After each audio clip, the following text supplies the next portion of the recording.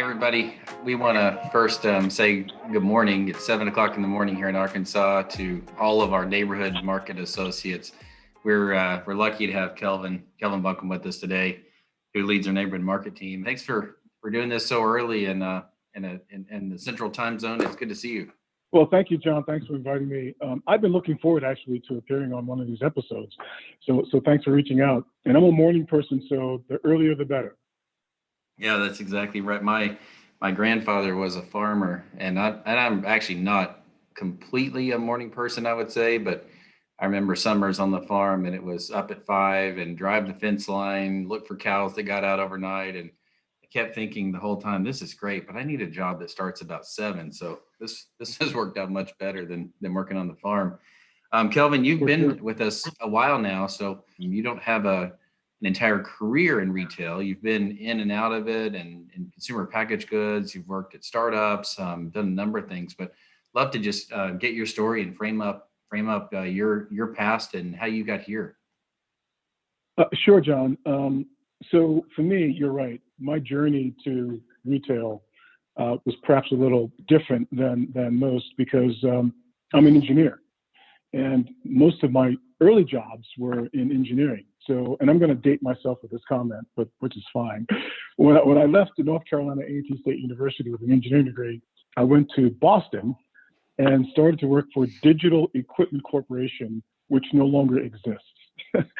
And Digital, by the way, made mini computers, and they made terminals that would have give you access to the mini computers. We weren't even doing laptops, right? So terminals engineering was where I started. And which is really fun. I really enjoyed that work. So my early years were all engineering at Digital, then AT&T, Bell Labs in Homedale, New Jersey. Pam and I wanted to get back to North Carolina, so we joined Northern Telecom, which is a Canadian company based in Research Triangle Park, North Carolina. So that got us back to the Carolinas. And then, I always wanted to be an entrepreneur, and I had an opportunity to join an entrepreneur who was buying and flipping radio stations. So I met this guy, and that's a story for another day how I met him.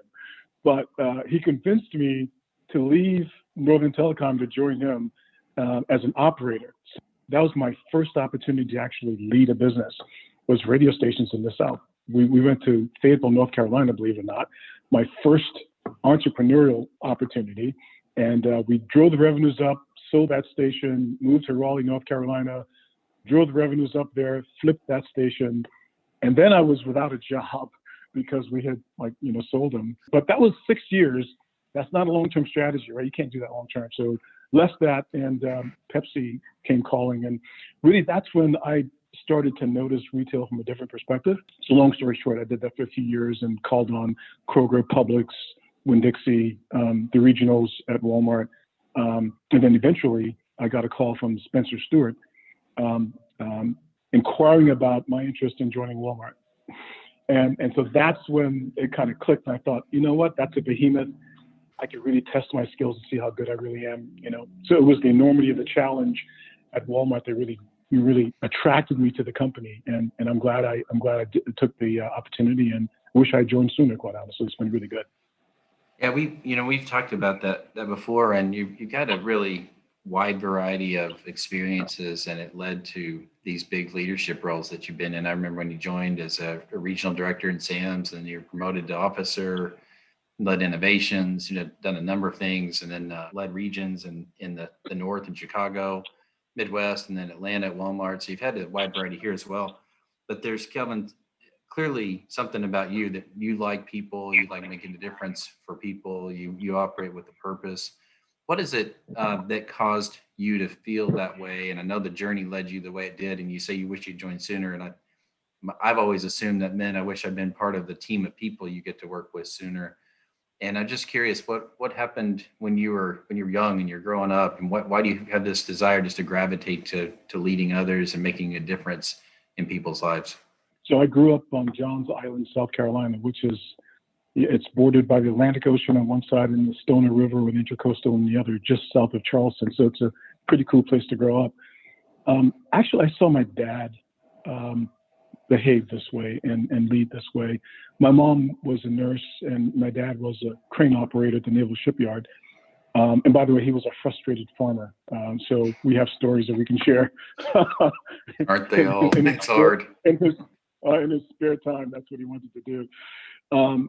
I always saw my dad treat people with dignity and respect always, regardless of their status.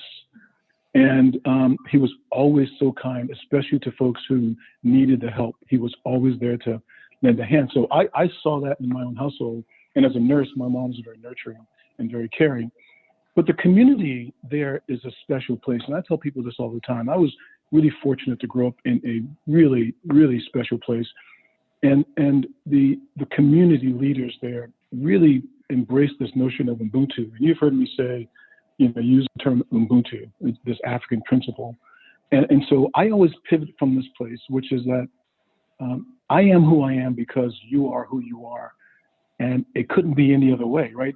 That we are a single humanity and we belong to each other and our lives are inextricably linked. And so even though the community I grew up in didn't use the term Ubuntu, they practiced it. So it's a part of my DNA. I don't know how to behave any other way. And so I've learned to just embrace that and lean forward into it. And I found that works. But at the very foundation, it's about everybody deserves to be treated with respect and dignity. And also, we need to appreciate our interconnectedness and be there to help and help one another. I mean, that's what I learned along the way.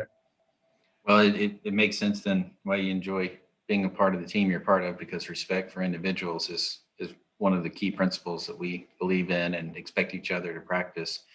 And I was also thinking about your journey, and it makes a lot of sense that you are where you are, given those experiences from childhood and beyond. And I was talking to a leader a couple nights ago who had been treated poorly by someone, and he made a statement that sounded something like, great leaders know that actually the thing you do that shows the most authority is to treat people with respect, because you can make your point in a respectful way with a smile on your face without having to make someone else feel worse. Because when it comes to interpersonal relationships and business relationships, it's not a zero-sum game. You don't have to say that. What I mean by that is one person doesn't have to be up 1 point and the other's down a point. You can both be up 1 and 1, and that can sum something like 3 or 4. So there's always a way to bring people along, and you've got to balance reality, which is where we are, how we're doing, how we're not doing, and then there always has to be some hope that together we work together. There's more we can accomplish than if we were apart. You're absolutely right, John. And I think we both learned early on that when it's all said and done, your interaction with people should be such that you leave people with their self-esteem, right? That it does no good to tear somebody down. You can get your point across without being rude and disrespectful.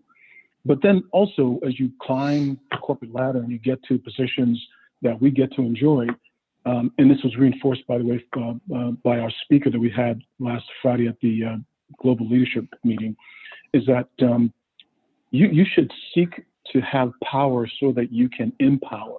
You basically share that authority with others and you empower them to own the business for us, right? And to own that interaction with the customer and to make decisions that matter. And that's how the organization grows and gets better. And it creates capacity for you to do other things. So I absolutely agree with you.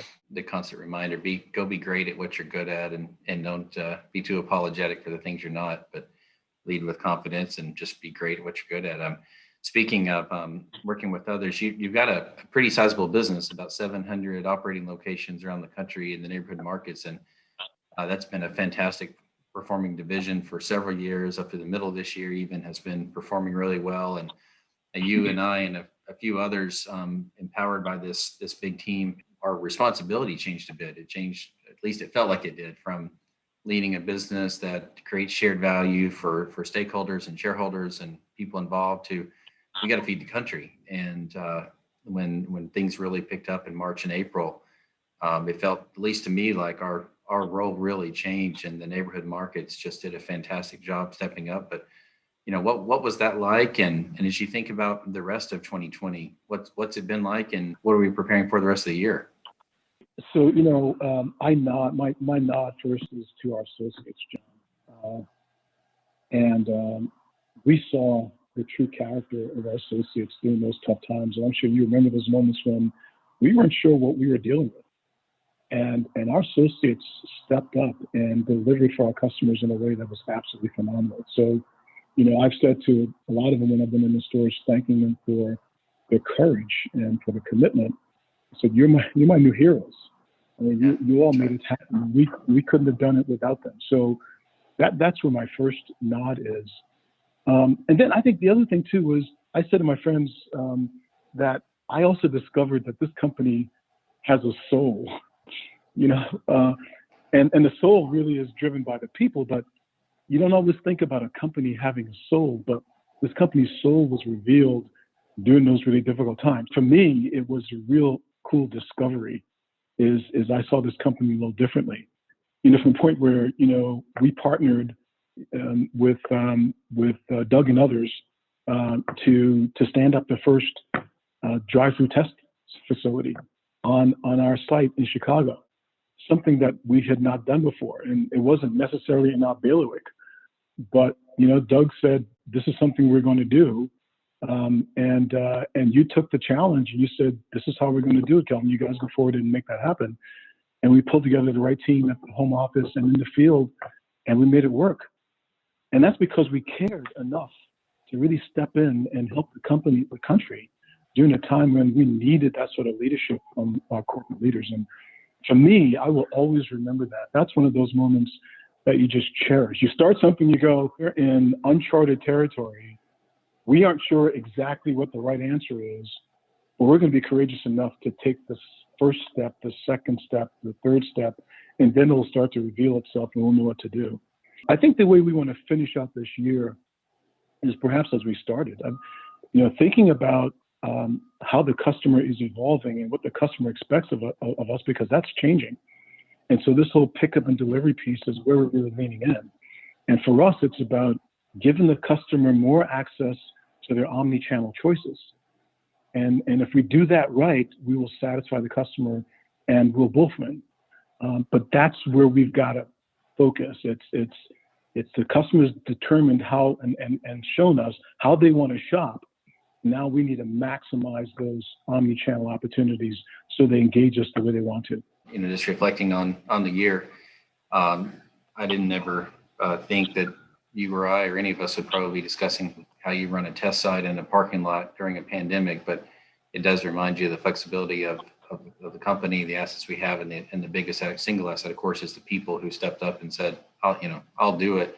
Almost like coach put me in, I want to help. And, all along the first principle has been to keep associates safe and then keep customers safe, serve communities. And then there's some things after that, but that was the priority, whether it was go early and get masks for our associates, and then policy changes we made over the course of the next few months where we were doing more things to add protective measures as we learned, I think is important to note. And it's also just an example of what the company can do. But your team has just done a fantastic job, and this remote working thing has, in some ways, it's got its positives, but it also binds you to a screen all day long and fatigues you in new ways. And what I find is when you get some fatigue from the screen, the best thing is go to a neighborhood market, go to a super center, go to a distribution center. I'm out in fulfillment centers tomorrow and excited about that. And I'm with you.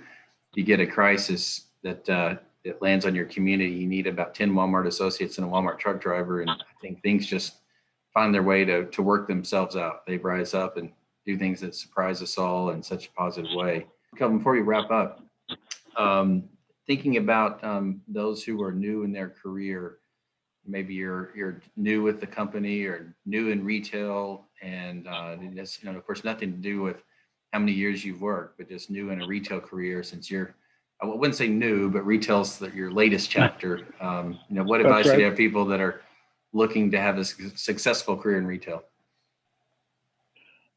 So here's what I would say. There are a couple of things, actually. The first thought that came to mind when you asked me the question was, and this is something that I've learned having worked in several industries, and to your point, having been involved in a startup and tried to buy companies and that sort of thing. is that your leadership skills are transferable. And so don't question that. Just those skills are transferable. Take that as a given and focus on other things. But as long as you lead from that authentic place, that skill is transferable and people will see it. And so I would start there. And the second thing is, and this is where I perhaps get to share my own vulnerabilities. Embrace your vulnerabilities. Don't deny them. Don't be afraid of them. And what I mean by that is, one of the things that I'm still a little nervous about at times and concerned about is I don't have the depth of knowledge of the Walmart business and of retail that some of my peers have. And I can't go back to get that, right? I mean, I can't go back to be a cart pusher and then a cashier and a store manager with me. So I can't tell those stories. But what I can do is recognize that and then tap into the institutional knowledge that exists. So somebody coming in from outside the company or from outside the industry, embrace your vulnerability, but then tap into that depth of knowledge that exists in this company. Because it's that knowledge plus what you bring to the table, which is different, that's where the secret sauce is, and that's where the power is. So don't be intimidated by that, right? And then I think the final thing I would say is trust your instincts. I mean, after you've been working for a number of years, you've got pretty decent business instincts.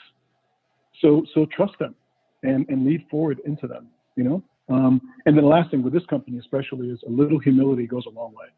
Yeah. So you really have to check your ego at the door because that'll derail you for sure in this company. That's right. This big of a team and broad of a business, if you bring your ego, it'll find a way to help you take it back out to the car or put it somewhere. Exit. Yeah, that's right.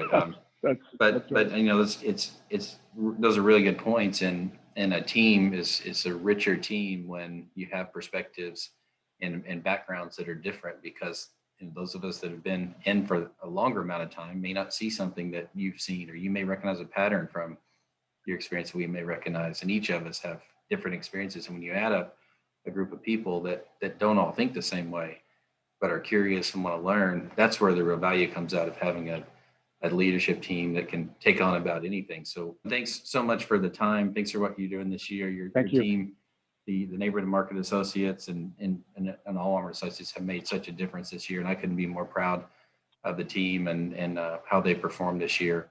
And I am looking forward to the rest of the year. We've got Thanksgiving ahead. We've got a lot of holidays after that. It kicks off with Halloween and then straight into the busiest time of the year. So we need everybody to be rested as much as possible and get ready. It's going to be a fun season. Thanks a lot. Well, thank you, John. And you're right. We've got to win November so we win the holidays, right? And so we're focused on that, and I know it's going to happen. But thanks for allowing me to be a part of this. I appreciate it. You bet.